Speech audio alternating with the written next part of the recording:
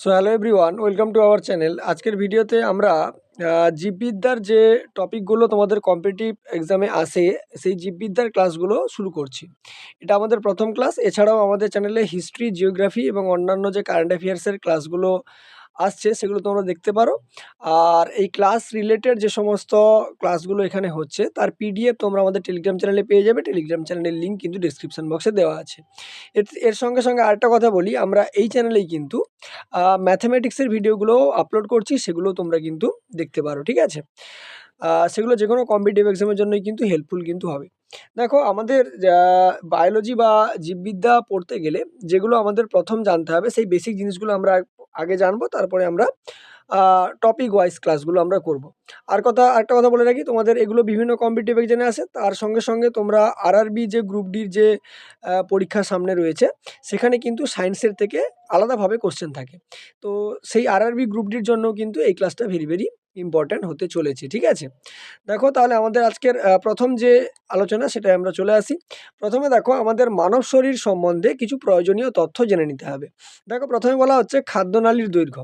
দেখো, মানব শরীরে খাদ্যনালীর দৈর্ঘ্য যেটা হয় সেটা কত না, সেটা হচ্ছে 8 মিটারের কাছাকাছি হয়, ঠিক আছে? কত হয় না, 8 মিটারের কাছাকাছি হয়। এবারে দেখো, বেসাল মেটাবলিক রেট বা বিএমআর যেটাকে বলা হচ্ছে, সেটা হচ্ছে আমাদের 1600 ক্যালোরি হয়, ঠিক আছে? 1600 ক্যালোরি পার ডে, ঠিক আছে? 1600 ক্যালোরি পার ডে হয়। তারপরে দেখো, মানব শরীরে কোষের সংখ্যা। মানব শরীরে কোষের সংখ্যা যদি আমরা বলি, তাহলে সেটা হচ্ছে 75 ট্রিলিয়ন হয়, ঠিক আছে? কত হয়? 75 ট্রিলিয়ন, ঠিক আছে? 75 ট্রিলিয়ন। তারপরে দেখো, দীর্ঘতম হাড় হচ্ছে ফিমার। দীর্ঘতম হাড়ের নাম কি? মানব শরীরের দীর্ঘতম হাড় হচ্ছে ফিমার, ঠিক আছে? এটাকে আবার থাই বোনও বলা হয়। কি বলা হয়? থাই বোন। কারণ আমাদের থাইতে যে হাড়টা রয়েছে সেটাই হচ্ছে ফিমার, এটাই আমাদের দীর্ঘতম হাড়, ঠিক আছে? ক্ষুদ্রতম হাড়ের কথা যদি বলা হয়, সেটা হচ্ছে ইয়ার অস্কিউল বলা হয় বা হচ্ছে স্টেপিস বলা হয়, ঠিক আছে? আমাদের কানের মধ্যে পাওয়া যায়, ঠিক আছে? আমাদের কানের মধ্যে ৩ টে হাড় রয়েছে, মেলিয়াস, ইনকাস আর হচ্ছে স্টেপিস, তার মধ্যে স্টেপিস, ঠিক আছে? এবার দেখো, স্টেপিসও বলা থাকতে পারে বা এটাও লেখা থাকতে পারে যে ইয়ার অস্কিল, ঠিক আছে? ইয়ার অস্কিল, ঠিক আছে?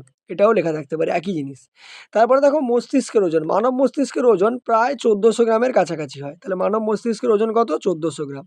শরীরে যদি রক্তের পরিমাণের কথা বলা হয়, তার মানে একজন যদি মোটামুটি 70 কেজি ওজনের মানুষ হয়, ঠিক আছে? 70 কেজি ওজনের মানুষ হয়, তার শরীরে মোটামুটি 6 থেকে 8 লিটারের মতো কিন্তু রক্ত থাকে, ঠিক আছে?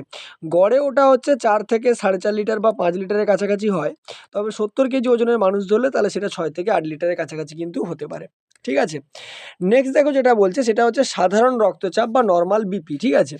সাধারণ রক্তচাপ বা নরমাল বিপির কথা যদি আমরা বলি, সেটা হচ্ছে 120/80 হয়, ঠিক আছে? 120/80, ঠিক আছে? মিলিমিটার পারস্তম্ভের চাপের সঙ্গে সমান হয়, ঠিক আছে? আচ্ছা, এটাই হচ্ছে আমাদের ব্লাড প্রেশার যেটাকে আমরা বলি, সেটাই হচ্ছে এটা। তারপরে দেখো, শরীরে লোহিত কণিকার সংখ্যা। দেখো, শরীরে লোহিত কণিকার সংখ্যা পুরুষ এবং মহিলা দুজনের ক্ষেত্রে আলাদা হয়। দেখো, পুরুষ বা মেলের কথা যদি আমরা বলি, মেলের ক্ষেত্রে এই সংখ্যাটা প্রায় 4.5 থেকে 5 মিলিয়ন, ঠিক আছে? 4.5 থেকে 5 মিলিয়ন পার কিউবিক মিলিমিটার হয়, ঠিক আছে? কিউবিক মিলিমিটার বা মিটার কিউবের কাছাকাছি হয়, ঠিক আছে? আচ্ছা, এটা তোমার যদি আমি ফিমেলের কথা বলি, এখানে যদি আমরা ফিমেলের কথা বলি, তাহলে সেক্ষেত্রে ফিমেলের জন্য কত হয়ে যাবে না, ফিমেলের জন্য এই ভ্যালুটা গিয়ে দাঁড়ায় 4 টু 4.5 মিলিয়ন পার হচ্ছে কিউবিক মিটার, ঠিক আছে? তাহলে মেলের ক্ষেত্রে 4.5 থেকে 5, আর ফিমেলের ক্ষেত্রে 4 থেকে 4.5 পর্যন্ত, ঠিক আছে? লোহিত কণিকার যদি পরমায়ুর কথা বলা হয়, এটা হচ্ছে 120 ডেজ, ঠিক আছে? তাহলে লোহিত রক্ত কণিকা আমাদের শরীরে 120 দিন পর্যন্ত বাঁচতে পারে। এবারে শরীরে শ্বেত রক্ত কণিকার সংখ্যা যদি বলা হয়, শ্বেত রক্ত কণিকার সংখ্যা মোটামুটি 5000 থেকে 10,000 হয়, ঠিক আছে? কত হয় না, 5000 থেকে 10,000-এর মতো হয় পার কিউবিক মিলিমিটার, ঠিক আছে? পার কিউবিক মিলিমিটার কত হয় না, হচ্ছে 5000 থেকে 10,000। আচ্ছা, এটা হচ্ছে মিলিমিটারের কিউব হবে, ঠিক আছে? নেক্সট দেখো, শ্বেতকণিকার পরমায়ু যদি বলা হয়, শ্বেতকণিকার পরমায়ু মোটামুটি 3 থেকে 4 দিন হয়, তাই, ঠিক আছে? 3 to 4 ডেজ হয় হচ্ছে শ্বেত রক্তকণিকার পরমায়ু। নেক্সট দেখো, যেটা বলা হচ্ছে ডিএলসি বা ডিফারেন্সিয়াল লিউকোসাইট কাউন্ট, ঠিক আছে? Differential leukocyte count. দেখো, লিউকোসাইট আমাদের কিন্তু 5 প্রকার হয়, ঠিক আছে? নামগুলো আগে জানতে হবে। প্রথম যেটা হয় সেটা হচ্ছে বেসোফিলস, ঠিক আছে? 5 প্রকার থাকে, সেটা হচ্ছে, প্রথম হচ্ছে কি, বেসোফিলস, ঠিক আছে? বেসোফিলস থাকে। আর কি থাকে না, হচ্ছে ইওসিনোফিল থাকে, ঠিক আছে? বেসোফিল, ইওসিনোফিল, সোনোফিল, বেসোফিল, ইওসিনোফিল, মনোসাইটস, মনোসাইটস মনোসাইটস থাকে, নিউট্রোফিলস থাকে, নিউট্রোফিলস নিউট্রোফিলস থাকে, আর হচ্ছে লিম্ফোসাইট থাকে, একটা হচ্ছে লিম্ফোসাইট থাকে। এবারের পরিমাণগুলো জেনে নেওয়া যাক। দেখো, প্রথম কথা যদি আমরা বেসোফিলের কথা বলি, বেসোফিল মোটামুটি 0.5 থেকে 1%-এর কাছাকাছি থাকে, ঠিক আছে। বেসোফিল কত? 0.5 to 1%। দেখো, ইওসিনোফিলের কথা বললে এটা হচ্ছে 1 to 3%-এর কাছাকাছি নর্মাল রেঞ্জে হয়। আচ্ছা, মনোসাইটসের কথা যদি বলা হয়, এটা 3 to 8%-এর কাছাকাছি হয়, ঠিক আছে। তারপর যদি আমরা নিউট্রোফিলসের কথা বলি, এটা হচ্ছে 40 to 70% হচ্ছে নিউট্রোফিলস থাকে। আর লিম্ফোসাইটের কথা যদি বলা হয়, এটা 2 থেকে 25%-এর কাছাকাছি হয়, ঠিক আছে। 2 থেকে কত? 25%-এর কাছাকাছি। তাহলে আমাদের ডিএলসি বা হচ্ছে লিগোসাইট কত রকম হয়? 5 প্রকার হয়। একটা হচ্ছে বেসোফিলস, ইওসিনোফিল, মনোসাইট, নিউট্রোফিলস আর হচ্ছে লিম্ফোসাইট। এবার তার পরিমাণগুলো তোমাদেরকে না মনে রাখলেও চলবে, মোটামুটি ডিএলসির যে 5টা ভাগ সেটা তোমাদেরকে মনে রাখতে হবে, ঠিক আছে। নেক্সট যদি আমরা চলে আসি, দেখো নেক্সট যেটা বলছে সেটা হচ্ছে অণুচক্রিকার সংখ্যা বা পরিমাণ। অণুচক্রিকা মোটামুটিভাবে আমাদের শরীরে কত থাকে? মোটামুটিভাবে আমাদের শরীরে যেটা থাকে সেটা হচ্ছে এই পরিমাণ, ঠিক আছে। কত? না 20 লক্ষ, ঠিক আছে। 20 লক্ষ, একক, দশক, শতক, হাজার, অযুত, লক্ষ, 2 লক্ষ, ঠিক আছে। 2 লক্ষ থেকে 4 লক্ষের কাছাকাছি কিন্তু হয়, 2 লক্ষ থেকে 4 লক্ষের কাছাকাছি কিন্তু হয়, ঠিক আছে। ওই কিউবিক মিলিমিটার, মানে মিলিমিটারের কিউব, ঠিক আছে। আচ্ছা, রক্তে হিমোগ্লোবিনের পরিমাণ কত থাকে? রক্তে হিমোগ্লোবিন আবার পুরুষ আর মহিলার ক্ষেত্রে আলাদা, ঠিক আছে। একটা হচ্ছে মেল আর একটা হচ্ছে ফিমেল, ঠিক আছে। একটা মেল আর একটা ফিমেল। মেলের ক্ষেত্রে যদি আমরা দেখি তাহলে হিমোগ্লোবিনের পরিমাণ মোটামুটি 14 to 15.6 হয়, ঠিক আছে। গ্রাম পার হচ্ছে 100 সিসি অফ ব্লাড। ইউনিটটা কি হয়? গ্রাম পার 100 সিসি, ঠিক আছে। ফিমেলের ক্ষেত্রে এটা 11 to হচ্ছে 14 হয়, গ্রাম পার হচ্ছে 100 সিসি, ঠিক আছে। 100 সিসি বা 100 কিউবিক সেন্টিমিটার ব্লাডের মধ্যে কিন্তু 11 থেকে 14 থাকে, ঠিক আছে। নেক্সট যেটা আমরা পড়বো সেটা হচ্ছে শরীরে হিমোগ্লোবিনের পরিমাণ, ঠিক আছে। শরীরে হিমোগ্লোবিনের পরিমাণ মোটামুটি 500 থেকে 700 গ্রাম হয়, ঠিক আছে। হিমোগ্লোবিনের পরিমাণ কত? 500 থেকে 700 গ্রাম কিন্তু হয়, ঠিক আছে। সর্বজনীন রক্তদাতা কাকে বলা হয়? সর্বজনীন রক্তদাতা হচ্ছে RH পজিটিভকে বলা হয়, ঠিক আছে। RH পজিটিভকে বলা হয়, ঠিক আছে। সার্বজনীন রক্তগ্রহীতা কিন্তু বলা হয় এবিকে। কাকে বলা হয়? এবিকে। আচ্ছা, রক্ততঞ্চনের সময়কাল কত? এটা 2 থেকে 5 মিনিট পর্যন্ত হয়, ঠিক আছে। রক্ততঞ্চন মানে কি? কোথাও কেটে গেলে রক্ত যে জমাট বাঁধে, সেটা সময় লাগে 2 থেকে 5 মিনিট। শরীরের গড় ওজন কত? শরীরের গড় ওজন মোটামুটি স্বাভাবিক সুস্থ প্রাপ্তবয়স্ক মানুষের ক্ষেত্রে 70 কেজির কাছাকাছি, ঠিক আছে। নেক্সট দেখো, নেক্সট স্লাইডে যদি চলে আসি, শরীরের সাধারণ তাপমাত্রা, ঠিক আছে। অর্থাৎ আমাদের নর্মাল টেম্পারেচার কত? আমরা জানি ফারেনহাইট স্কেলে কত হয়? 98.4 ডিগ্রি হচ্ছে ফারেনহাইট। যদি ওটাকে সেলসিয়াস স্কেলে নিয়ে যাও তাহলে ওটা 37 ডিগ্রি হচ্ছে সেলসিয়াস হয়, ঠিক আছে। সেন্টিগ্রেড লিখবে না, সেলসিয়াস, কারণ সেন্টিগ্রেডটা আর এখন ব্যবহার করা হয় না। দেখো, শ্বাস প্রশ্বাসের মাত্রা যদি বলা হয়, তার মানে আমরা মিনিটে কতবার শ্বাস প্রশ্বাস নেই, তাহলে সেটা হচ্ছে 16 থেকে 20 বার, ঠিক আছে। 16 থেকে 20 বার পার হচ্ছে মিনিট, ঠিক আছে। প্রতি মিনিটে 16 থেকে 20 বার আমরা শ্বাস প্রশ্বাস নেই। দাঁতের ফর্মুলা যদি বলা হয়, দাঁতের ফর্মুলা প্রাপ্তবয়স্কদের ক্ষেত্রে আলাদা আর শিশুদের ক্ষেত্রে আলাদা। তার মানে বয়স্কদের ক্ষেত্রে একটা আলাদা ফর্মুলা হবে আর শিশুদের ক্ষেত্রে একটা আলাদা ফর্মুলা হবে, ঠিক আছে। বয়স্কদের ক্ষেত্রে যে ফর্মুলাটা হয় সেটা হচ্ছে কত? না 2123 বাই 2123 ইজিক্যাল টু 32, মানে টোটাল 32টা আমাদের দাঁত থাকে, ঠিক আছে। এটাই হচ্ছে তার ফর্মুলা। শিশুদের ক্ষেত্রে এটা কত হয়? না হচ্ছে শিশুদের ক্ষেত্রে 2120, মানে টোটাল হচ্ছে 22টা দাঁত থাকে, ঠিক আছে। এটাই হচ্ছে ফর্মুলা, ঠিক আছে। এবারে দেখো, তারপরে যেটা বলছে ক্রেনিয়াল নার্ভের সংখ্যা। ক্রেনিয়াল নার্ভের সংখ্যা কত হয়? না 12 জোড়া হয়, 12 জোড়া বা হচ্ছে 24টা, ঠিক আছে। আচ্ছা, স্পাইনাল নার্ভের সংখ্যা কত হয়? ওটা হচ্ছে 31 জোড়া বা হচ্ছে 62টা হয়, ঠিক আছে। আচ্ছা, বৃহত্তম এন্ডোক্রিন গ্রন্থি, বৃহত্তম এন্ডোক্রিন গ্রন্থি যেটা হয় সেটা হচ্ছে থাইরয়েড, সেটা হচ্ছে বৃহত্তম এন্ডোক্রিন গ্রন্থি, ঠিক আছে। গর্ভধারণের সময়কাল কত হয়? গর্ভধারণের সময়কাল প্রায় 9 মাসের কাছাকাছি হয়। দিনে যদি প্রকাশ করো তাহলে 253 থেকে 266 দিনের মতো হয়, ঠিক আছে। 253 to 256 ডেজ পর্যন্ত হতে পারে। আচ্ছা, হৃদস্পন্দনের মাত্রা আমরা জানি মিনিটে 72 বার হচ্ছে স্বাভাবিক, ঠিক আছে।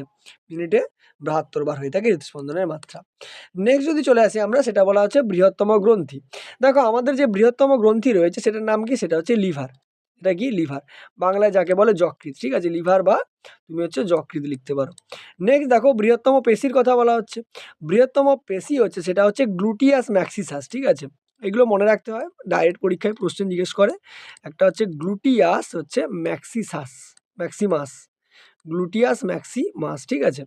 বৃহত্তম নমনীয় পেশি কোনটা, না গর্ভবতী মহিলার জরায়ু বা ইউটেরাস, ঠিক আছে, তাহলে গর্ভবতী মহিলার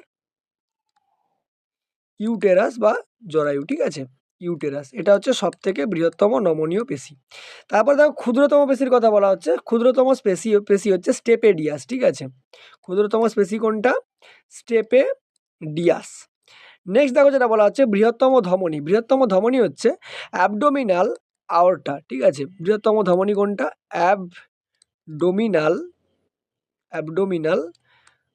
আওরটা, এটা হচ্ছে বৃহত্তম আমাদের ধমনী।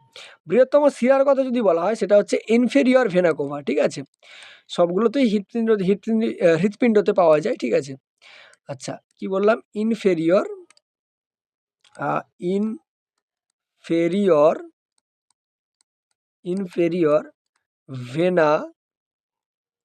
ভেনা কেভা, ঠিক আছে, ইনফেরিয়র ভেনা কেভা। নেক্সট দেখো বৃহত্তম শ্বেতকণিকা, বৃহত্তম শ্বেতকণিকা হচ্ছে মনোসাইট, দেখো এক্ষুনি আমরা ভাগগুলো পড়ছিলাম, তার মধ্যে হচ্ছে বৃহত্তম শ্বেতকণিকা কি না, হচ্ছে মনোসাইট, ঠিক আছে। নেক্সট দেখো ক্ষুদ্রতম শ্বেতকণিকা, এটা হচ্ছে লিম্ফোসাইট হবে, ঠিক আছে, ক্ষুদ্রতম শ্বেতকণিকা কি লিম্ফোসাইট। নেক্সট দেখো বৃহত্তম পুনর্বিভাবের ক্ষমতা, ঠিক আছে, পুনর্বিভাবের ক্ষমতা মানে কি, আমাদের যে অংশটা পুনরাবির্ভাব ঘটতে পারে সেটা হচ্ছে লিভার আমাদের, ঠিক আছে, লিভার বা যকৃৎ আমাদের পুনরায় কি হয়, বৃদ্ধি পায়, ঠিক আছে। নেক্সট দেখো যদি চলে আসি দীর্ঘতম নার্ভের কথা বলা হচ্ছে, দীর্ঘতম নার্ভ হচ্ছে আমাদের স্কিয়াটিক, দীর্ঘতম নার্ভের নাম কি, স্কিয়াটিক হচ্ছে আমাদের দীর্ঘতম নার্ভ। বৃহত্তম কোষের কথা যদি বলা হয় সেটা হচ্ছে নিউরন, ঠিক আছে, বৃহত্তম কোষ কি, নিউরন, ঠিক আছে, বা নার্ভ কোষকে বলা হয়, ঠিক আছে, নার্ভ সেল, ঠিক আছে। নেক্সট দেখো বলছে মাসিক স্রাবের সময়কালীন ব্যবধান বা মেনস্ট্রুয়াল সাইকেলটা কত হয়, ঠিক আছে, মেনস্ট্রুয়াল সাইকেল যেটা হয় সেটা হচ্ছে 28 ডেজ, ঠিক আছে, 28 ডেজ বা হচ্ছে 28 দিন। তারপরে বলছে মাসিক স্রাবের স্থগিতাকালীন বয়সীমা বা মেনোপজ বা ঋতুবন্ধের সময়কালটা কত, মোটামুটি এটা 45 to 50 ইয়ার্স, ঠিক আছে, 45 to 50 ইয়ার্স যখন বয়স হয়ে যাবে তখন কিন্তু মেনস্ট্রুয়াল সাইকেল বন্ধ হয়ে যাবে, ঠিক আছে। নেক্সট দেখো ক্ষুদ্রতম পুনর্বিভাবের ক্ষমতা বা মিনিমাম রিজেনারেশন পাওয়ার কার দেখা যায়, না হচ্ছে মস্তিষ্কের কোষ বলা হয়, বা এটাকে বলা হয় ইন ব্রেইন সেল, ঠিক আছে, ইন ব্রেইন সেল বা মস্তিষ্কের কোষ। তারপরে স্বচ্ছ দৃষ্টির জন্য ক্ষুদ্রতম ব্যবধান বা মিনিমাম ডিস্টেন্স ডিস্টিংক্ট ভিশন, ঠিক আছে, এটা 25 সেন্টিমিটার হয়, এটা তোমরা ফিজিক্সেও পড়বে, 25 সেন্টিমিটার হয়, ঠিক আছে। নেক্সট দেখো যেটা চলে আসবো সেটা হচ্ছে আমাদের কি না, সেটা হচ্ছে আমাদের ফুলের বা প্লাসেন্টার আকার, ঠিক আছে, ফুলের বা প্লাসেন্টার আকার কেমন হয়, ঠিক আছে, ফুলের বা প্লাসেন্টার আকার হচ্ছে তোমার হচ্ছে এটা হচ্ছে কোরিও অ্যালাটইক বলা হয়, বা হচ্ছে যদি বলো এটাকে আরেকটা কথা বলা হয় সেটা হচ্ছে হোমোকোরিয়াল, ঠিক আছে, হোমোকোরিয়াল, ঠিক আছে, এর আকারটার নাম কি, হোমোকোরিয়াল। আচ্ছা পালস রেট বা পালসের মাত্রা, এটা বলা হয়েছে 72 বার পার কি হবে, মিনিট হবে, ঠিক আছে, এটা হচ্ছে পালস রেট।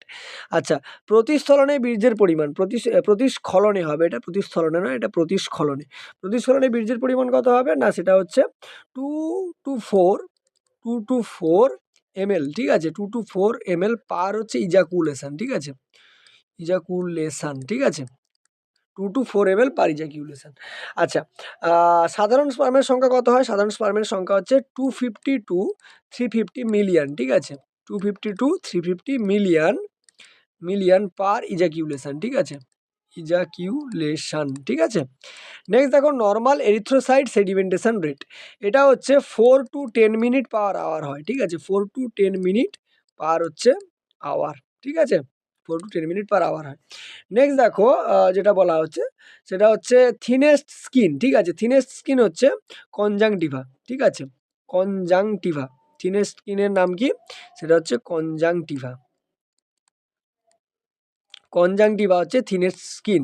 তারপরে দেখো গ্যাস্ট্রিক জুইসের পিএইচ এর মান কত হয়, গ্যাস্ট্রিক জুইসের যে পিএইচটা হয় সেটা হচ্ছে 1.4, অর্থাৎ এটা হচ্ছে একটা ক্ষারীয় হয়, ঠিক আছে, ক্ষারীয় বলছি, এটা অ্যাসিডিক ইন নেচার হয়, ঠিক আছে, ক্ষারীয় নয়, এটা হচ্ছে অ্যাসিডিক, ঠিক আছে, অ্যাসিডিক ইন নেচার, অর্থাৎ আম্লিক হয়, ঠিক আছে, অ্যাসিডিক।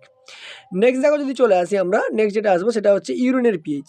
ইউরিনের পিএইচ মোটামুটি 6 হয়, ঠিক আছে, 6-এর কাছাকাছি। ব্লাডের পিএইচ কত হয়? 7.35 থেকে 7.45, ঠিক আছে। এবার যদি বলো পিএইচ কি, পিএইচ হচ্ছে কিছুই নয়, কোনো একটা দ্রবণ আম্লিক না ক্ষারকীয় সেটা বোঝানোর জন্য এই পিএইচের মাত্রা ব্যবহার করা হয়। পিএইচের স্কেল যদি তোমরা খেয়াল করো, পিএইচ হচ্ছে মোটামুটি 1 থেকে শুরু হয়, 14 পর্যন্ত যায়, আর 7টা হচ্ছে নিউট্রাল। 7টা সাধারণত জলের জন্য দেখা যায়, আর এর আগেরগুলো সব অ্যাসিড, আর পরেরগুলো সব কি হয়? ক্ষার হয়, ঠিক আছে। পরে যখন কেমিস্ট্রি পড়ানো হবে তখন সেখানে ডিটেলসে আলোচনা করা হবে। তারপর দেখো বাইলের পিএইচ, ঠিক আছে। বাইলের পিএইচ যদি দেখো তাহলে সেটা মোটামুটি 7.5-এর কাছাকাছি হয়। প্যানক্রিয়াটিক জুসের পিএইচের মান কত হয়? 8.5-এর কাছাকাছি হয়। শরীরের সমগ্র পেশির সংখ্যা কত হয়? 639টা মোট কিন্তু আমাদের পেশি রয়েছে। সমগ্র শরীরে হাড়ের সংখ্যা যদি দেখো তাহলে 206টা হাড় রয়েছে, আর শিশুদের ক্ষেত্রে 300-র বেশি থাকে, ঠিক আছে। আর শরীরের বৃহত্তম অর্গান কি? শরীরের বৃহত্তম অর্গান হচ্ছে আমাদের ত্বক, ঠিক আছে। ত্বক বা হচ্ছে স্কিন, ঠিক আছে। ত্বক বা হচ্ছে স্কিন হচ্ছে আমাদের শরীরের বৃহত্তম তোমার হচ্ছে অর্গান, ঠিক আছে। নেক্সট দেখো যদি চলে আসি, নেক্সট যেটা আসবো সেটা হচ্ছে আমাদের সুষম খাদ্য। দেখো সুষম খাদ্য পড়ার আগে আমরা বলি খাদ্যের উপাদান কতগুলো হয়। দেখো সুষম খাদ্য পড়ার আগে আমাদের যেটা জানতে হবে, খাদ্যের উপাদান মূলত হচ্ছে 8 প্রকার হয়, ঠিক আছে। খাদ্যের উপাদান ক প্রকার হয় বললাম? এটা হচ্ছে 8 প্রকার, ঠিক আছে, 8 প্রকার। 8 প্রকারের নামগুলো কি হয়? 8 প্রকারের নামগুলো আমি লিখে দিচ্ছি। প্রথম কথা আছে প্রোটিন, ঠিক আছে। কি হয়? প্রোটিন হয়, ঠিক আছে, প্রোটিন। তারপরে তোমার হচ্ছে কার্বোহাইড্রেট হয়, কার্বোহাইড্রেট যাকে আমরা বাংলায় বলি শর্করা, ঠিক আছে। প্রোটিন হয়, কার্বোহাইড্রেট বা শর্করা হয়। তারপরে হচ্ছে লিপিড হয়, ঠিক আছে। লিপিড মানে যাকে আমরা ফ্যাট বলি আর কি, ঠিক আছে, লিপিড হয়।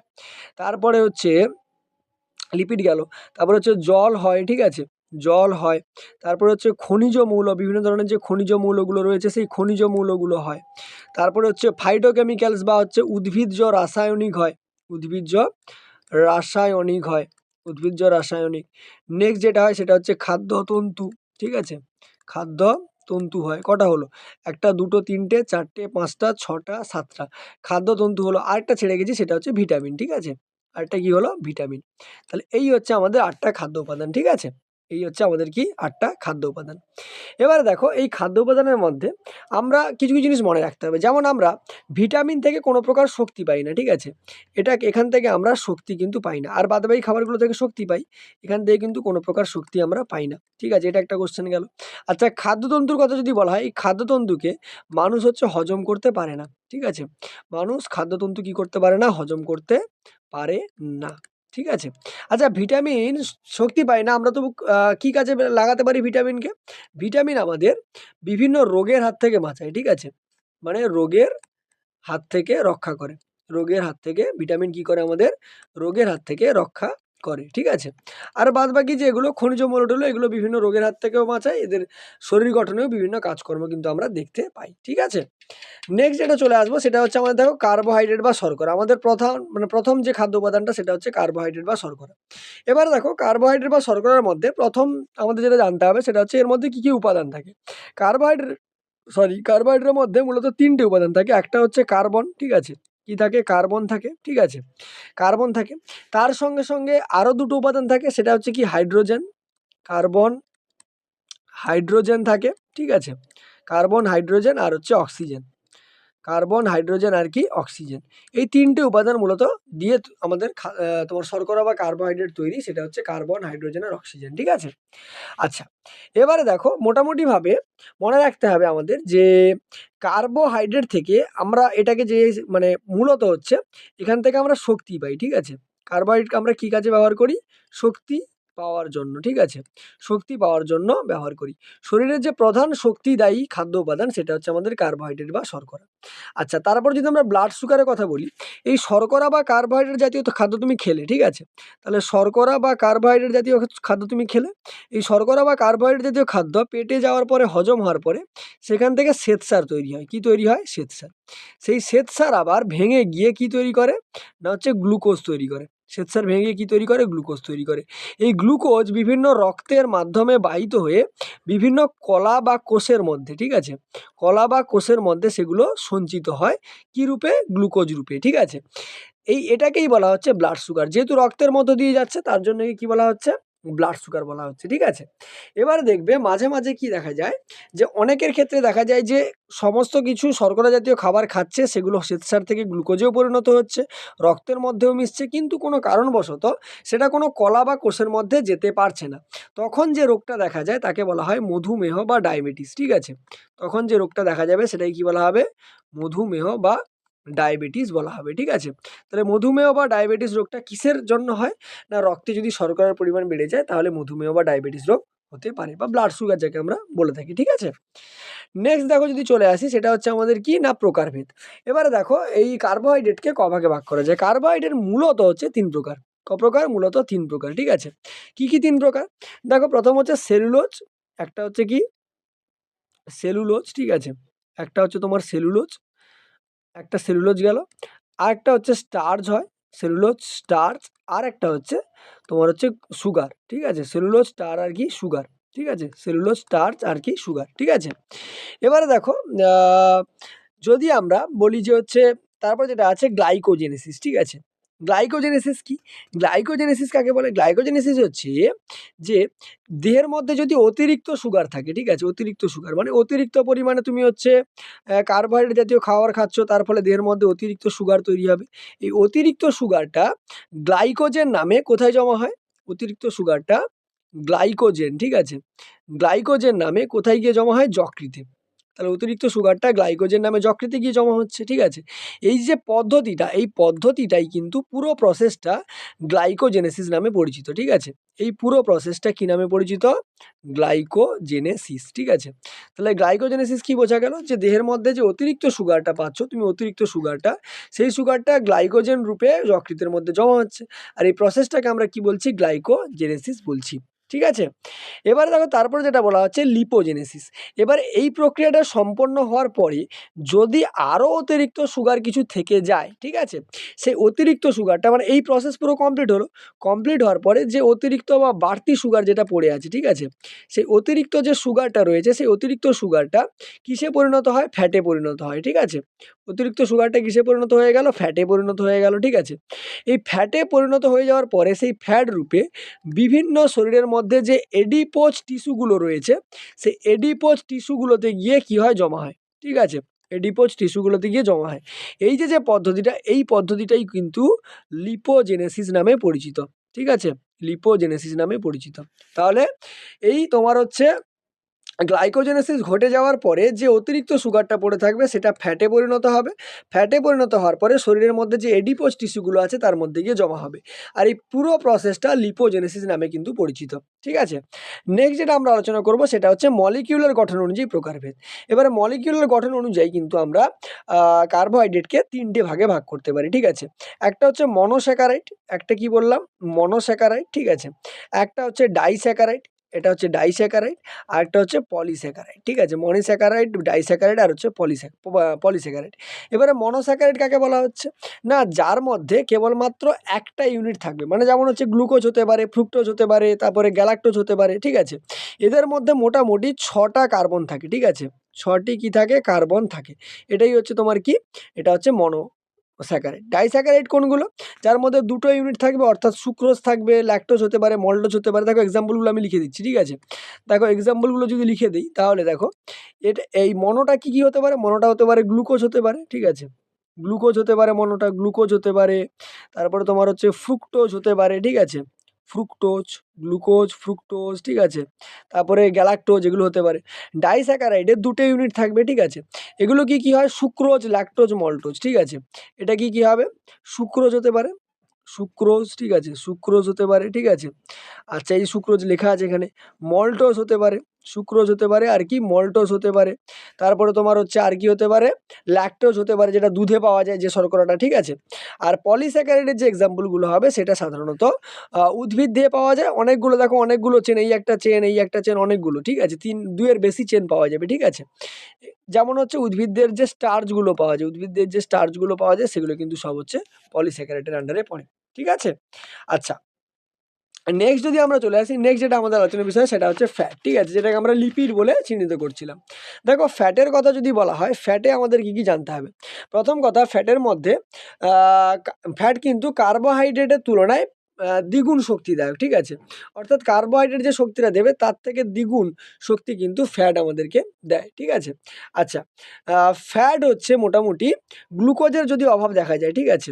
গ্লুকোজের গ্লুকোজের যদি অভাব দেখা যায়, গ্লুকোজের অভাব দেখা দিলে এই ফ্যাটটাকে কিন্তু আমরা কী হিসাবে ব্যবহার করি? রিজার্ভ ফুড, ঠিক আছে?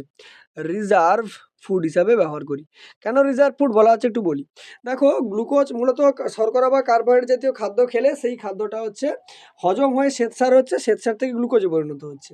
সেই গ্লুকোজ বিভিন্ন কলা এবং কোষের মধ্যে যাচ্ছে এবং সেই কোষের মধ্যে সেগুলো হচ্ছে শ্বসনের প্রক্রিয়ার মাধ্যমে শক্তি উৎপন্ন করছে, ঠিক আছে? তার জন্য সেটাই হচ্ছে প্রধান শক্তি উৎপাদক। কিন্তু যদি কোনো কারণে গ্লুকোজ না পাওয়া যায়, তখন দেহের মধ্যে যে ফ্যাট সঞ্চিত আছে সেখান থেকেই দেহ কী করবে? শক্তিটা কিন্তু বাইরে বের করবে। তার জন্য একে কি বলা হয়? রিজার্ভ ফুড বলা হয়। কারণ এখান থেকে এনার্জিটা কিন্তু পাওয়া যাচ্ছে, ঠিক আছে? আচ্ছা, যদি অতিরিক্ত ফ্যাট যদি আমরা তোমাদের মানে কারো শরীরে যদি অতিরিক্ত ফ্যাট দেখা যায়, ঠিক আছে? এক্সট্রা ফ্যাট যেগুলো হবে, ঠিক আছে? এক্সট্রা ফ্যাট যেগুলো হবে সেগুলো কোথায় গিয়ে সঞ্চিত হবে? এক্সট্রা ফ্যাটের যে সঞ্চয়টা ঘটবে সেটা কোথায় ঘটবে? দেখো, এক্সট্রা ফ্যাটের যে সঞ্চয়টা ঘটবে সেটা তোমার ঘটবে হচ্ছে যকৃতে, ঠিক আছে? এক্সট্রা ফ্যাটের যে সঞ্চয়টা ঘটবে সেটা হচ্ছে তোমার যকৃতে ঘটবে প্রথম কথা। প্লাস হচ্ছে এডিপোজ টিস্যুতে গিয়ে জমা হয়, ঠিক আছে? যকৃৎ আর কি এডিপোজ টিস্যু, ঠিক আছে? এডিপোজ টিস্যু আর যকৃতে গিয়ে কী হবে? না অতিরিক্ত যে ফ্যাটটা আছে সেগুলো কিন্তু জমা হবে, ঠিক আছে? তারপরে দেখো, প্রকারভেদ আমরা পরে আসছি একটু। দেখো, লাইপেজ বলে এমন একটা এনজাইম আছে যেটা হচ্ছে ফ্যাটের জ্বালানি হিসেবে কাজ করে। ফ্যাটকে ফ্যাটি অ্যাসিড ও গ্লিসারলে রূপান্তরিত করতে সাহায্য করে। তাহলে লাইপেজের কথা যদি আমরা বলি, লাইপেজ কী কাজে সাহায্য করে? লাইপেজ যদি আমি ব্যবহার করি, লাইপেজ কী করবে? ফ্যাট যেটা রয়েছে ফ্যাটটাকে কিসে চেঞ্জ করবে? না প্রথম কথা হচ্ছে ফ্যাটি অ্যাসিড, ঠিক আছে? ফ্যাটি অ্যাসিডে চেঞ্জ করতে সাহায্য করবে। আর কিসে সাহায্য করবে? না হচ্ছে গ্লিসারল, ঠিক আছে? ফ্যাটি অ্যাসিড ও গ্লিসারল তৈরি করতে সাহায্য করে কে? না হচ্ছে লাইপেজ নামক উৎসেচক ফ্যাটকে ফ্যাটি অ্যাসিড আর হচ্ছে গ্লিসারলে পরিণত হতে সাহায্য করে, ঠিক আছে? আচ্ছা, ফ্যাটি অ্যাসিডের প্রকারভেদ যদি বলা হয়, ফ্যাটি অ্যাসিড মূলত দু প্রকার, ঠিক আছে? একটা হচ্ছে স্যাচুরেটেড ফ্যাটি অ্যাসিড আর একটা হচ্ছে আনস্যাচুরেটেড ফ্যাটি অ্যাসিড, ঠিক আছে? তাহলে ক প্রকার বলা হলো? দু প্রকার। একটা হচ্ছে স্যাচুরেটেড, ঠিক আছে?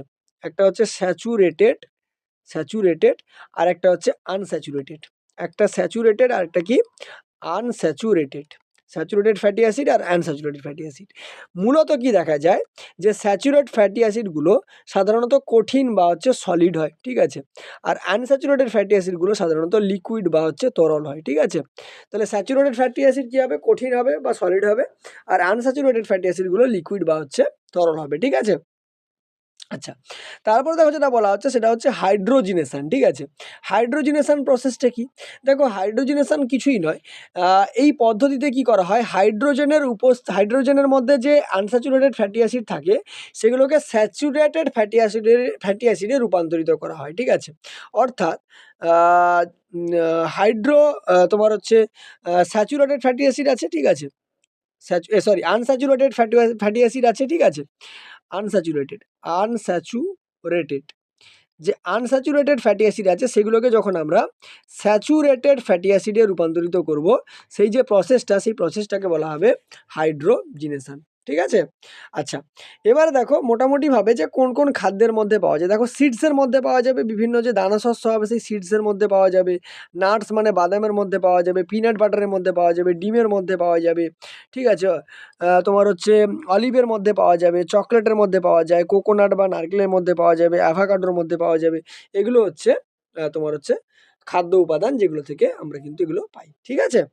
আচ্ছা, নেক্সট যদি আমরা আলোচনায় চলে আসি, নেক্সট যেটা আমাদের খাদ্য উপাদান সেটা হচ্ছে কি? সেটা হচ্ছে প্রোটিন। দেখো, প্রোটিনের কথা যদি আমরা বলি, দেখো প্রোটিন মূলত কোন কোন উপাদান দিয়ে তৈরি হয় সেটা প্রথমে জেনে নিই। প্রোটিনের মধ্যে যদি আমরা উপাদানের কথা বলি, প্রোটিনের মধ্যে কী কী উপাদান রয়েছে, ঠিক আছে? প্রোটিনের মধ্যে উপাদানের কথা যদি বলা হয়, প্রোটিনের মধ্যে উপাদান হিসাবে কিন্তু কার্বন থাকে, ঠিক আছে? কী কী থাকে? কার্বন আছে, ঠিক আছে? প্লাস হচ্ছে তুমি ওর মধ্যে হাইড্রোজেন পাবে। কার্বন আছে আর কি আছে? হাইড্রোজেন আছে। প্লাস ওর মধ্যে তুমি অক্সিজেন পাবে। Carbon, hydrogen, oxygen. প্লাস হচ্ছে নাইট্রোজেন পাবে। Nitrogen, carbon, hydrogen, oxygen, nitrogen. আবার কখনো কখনো ওর মধ্যে সালফারও পাওয়া যায়, ঠিক আছে? দেখো, এই কটা ম্যান্ডেটরি, কার্বন, হাইড্রোজেন, অক্সিজেন আর নাইট্রোজেন ম্যান্ডেটরি। আর কখনো কখনো কি পাওয়া যায়? ওর মধ্যে সালফার কিন্তু পাওয়া যায়। ঠিক আছে? আচ্ছা, প্রোটিন মূলত কি কাজ করে? প্রোটিনের মূলত শরীরের বৃদ্ধি আর হচ্ছে ক্ষয়রোধে সাহায্য করে, ঠিক আছে? আমাদের শরীরের মোটামুটি আমাদের মানব শরীরের মানব শরীরের 75% কি আছে? না হচ্ছে প্রোটিন, ঠিক আছে? মানব শরীরে 75% কি রয়েছে? প্রোটিন কিন্তু রয়েছে, ঠিক আছে? প্রোটিন রয়েছে, ঠিক আছে? এবারে দেখো যদি আমরা প্রোটিনের কথা বলি, প্রোটিন আমাদের কোথায় কোন ধরনের প্রোটিন রয়েছে কিন্তু মনে রাখতে হবে, ঠিক আছে? যেমন দেখো আমরা যদি চুল আর নখের কথা বলি, ঠিক আছে? চুল আর হচ্ছে নখ। চুল আর নখে যে প্রোটিনটা পাওয়া যায় তার নাম হচ্ছে কেরাটিন। চুল আর নখে কি প্রোটিন পাওয়া যায়? কেরাটিন, ঠিক আছে? পেশির কথা যদি বলি, বিভিন্ন পেশি, পেশিতে থাকে ২ রকম প্রোটিন, সেটা হচ্ছে অ্যাক্টিন আর মায়োসিন। পেশিতে কি পাওয়া যায়? অ্যাক্টিন আর হচ্ছে মায়োসিন, ঠিক আছে? মায়োসিন।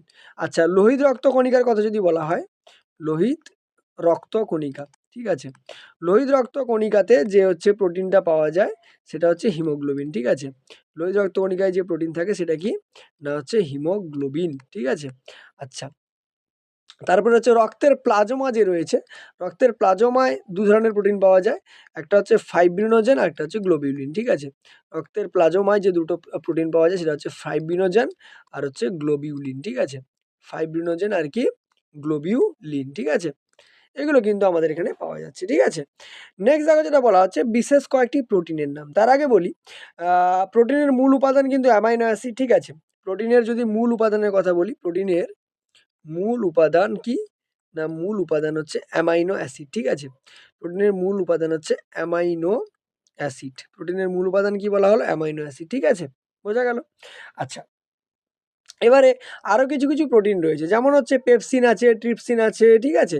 এগুলো আমাদের ক্ষেত্রে মোটামুটি পাওয়া যায়, ঠিক আছে? এবারে দেখো কোন, কোন খাবার থেকে প্রোটিন পাওয়া যেতে পারে, ঠিক আছে? প্রোটিন মোটামুটিভাবে সরি প্রধান উৎস যদি কথা আমরা বলি, প্রধান উৎস হচ্ছে কি? বাদাম হতে পারে, ঠিক আছে? বাদাম থেকে পাওয়া যায়। তারপরে হচ্ছে মাছ থেকে পাওয়া যায়। তারপরে দেখো মাংস থেকে পাওয়া যেতে পারে। তারপরে হচ্ছে ডিম থেকে পাওয়া যেতে পারে। তারপরে হচ্ছে ডাল থেকে পাওয়া যায়। তারপরে হচ্ছে সয়াবিন থেকে পাওয়া যায়, ঠিক আছে? এগুলো হচ্ছে প্রধান, প্রধান হচ্ছে কি প্রোটিনের উৎস, ঠিক আছে? নেক্সট পেজে যদি চলে আসি, তারপরে যেটা বলা হচ্ছে প্রোটিন এলার্জি ম্যালনিউট্রিশন, অর্থাৎ খাদ্যের মধ্যে যদি প্রোটিনের অভাব দেখা যায় তাহলে কোন ধরনের রোগ দেখা যাবে সেগুলো সম্পর্কে আমরা জানব। প্রথম যেটা বলা হচ্ছে সেটা হচ্ছে কোয়াশিওরকর, ঠিক আছে? এবারে কোয়াশিওরকরের কথা যদি বলা হয়, কোয়াশিওরকর সাধারণত খাদ্যে প্রোটিনের অভাব দেখা দিলে এটা কিন্তু ঘটে, ঠিক আছে? তাহলে প্রোটিনের অভাবে কোয়াশিওরকর হয়। গঠন দেখো বর্ণনা দেওয়া আছে কেমন কোয়াশিওর হয়, ঠিক আছে? এবার কোয়াশিওরকরের কিছু লক্ষণ আছে। লক্ষণগুলো কি, কি বলি? যে পেট ফুলে যায়, ঠিক আছে? পেট ফোলা, পেট ফোলা হচ্ছে লক্ষণ। আচ্ছা, চোখ যেন বাইরের দিকে বেরিয়ে আসতে চায়। চোখ যেন বাইরে বেরিয়ে আসতে চায়, ঠিক আছে? বেরিয়ে আসতে চায়, ঠিক আছে? আচ্ছা, চামড়ার রং গাঢ় হয়ে যায়। ত্বক বা চামড়ার যে রংটা আছে বা বর্ণটা আছে, চামড়ার রং কি হয়ে যায়? গাঢ় হয়ে যায়, ঠিক আছে? বোঝা গেল? মোটামুটি ১ থেকে ৫ বছরের শিশুদের মধ্যে এটা দেখা যায়, ঠিক আছে? পাশে তার symptoms গুলো দেওয়াই আছে। আরেকটা রোগ দেখা যায় সেটা হচ্ছে আমাদের কি? ম্যারাসমাস, ঠিক আছে? ম্যারাসমাসের কথা যদি বলা হয়, ম্যারাসমাস দেখো ঠিক উল্টোটা টাইপের, ঠিক আছে? ম্যারাসমাস হচ্ছে খাদ্যে যদি প্রোটিন, ঠিক আছে? খাদ্যে যদি protein plus fat plus carbohydrate, ঠিক আছে? প্রোটিন, ফ্যাট বা কার্বোহাইড্রেটের অভাব যদি ঘটে তখন কিন্তু এই ম্যারাসমাস রোগটা কিন্তু দেখা যায়, ঠিক আছে? ম্যারাসমাস রোগের লক্ষণ কি? ম্যারাসমাস রোগের লক্ষণ হচ্ছে এরা সাধারণত ওজন কমে যাওয়া, ঠিক আছে? ম্যারাসমাস লক্ষণ হচ্ছে ওজন কমা, ঠিক আছে? ওজন কমতে দেখা যায়। প্লাস হচ্ছে পেশির দুর্বলতা দেখা যাবে। বিভিন্ন পেশির যে সেই পেশির হচ্ছে দুর্বলতা আমরা দেখতে পাবো। প্লাস হচ্ছে পাঁজর, বুকের যে পাঁজর সেই পাঁজর কিন্তু বের হয়ে আসে, ঠিক আছে? পাঁজর বের হওয়া, ঠিক আছে? এগুলো হচ্ছে এর লক্ষণ, ঠিক আছে? আচ্ছা, আর হচ্ছে চামড়ার রঙের পরিবর্তন হয়, ঠিক আছে? চামড়ার রঙের পরিবর্তন। এই কয়েকটা লক্ষণ আমরা কিন্তু দেখতে পাই, ঠিক আছে? জেনারেলি এর যে বয়স সীমাটা হয় সেটা হচ্ছে 0 থেকে 1 ইয়ার্স পর্যন্ত, ঠিক আছে?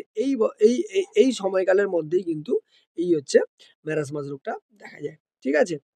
তাহলে মোটামুটি আজকের ক্লাসে এটুকুই থাকলো। পরের ক্লাসে আমরা পরের টপিকগুলো সম্পর্কে আলোচনা করব। তোমরা যদি কম্পিটিটিভ এক্সামের স্টুডেন্ট হয়ে থাকো তাহলে চ্যানেলটিকে অবশ্যই সাবস্ক্রাইব করে নিও। আর টেলিগ্রাম চ্যানেলের লিঙ্ক ডেসক্রিপশন বক্সে দেওয়া আছে, সেখান থেকে তোমরা জয়েন হয়ে গেলে বিভিন্ন ক্লাসের আপডেট এবং পিডিএফগুলো কিন্তু পেয়ে যাবে। দেখা হবে পরের ভিডিওতে। চলো টাটা।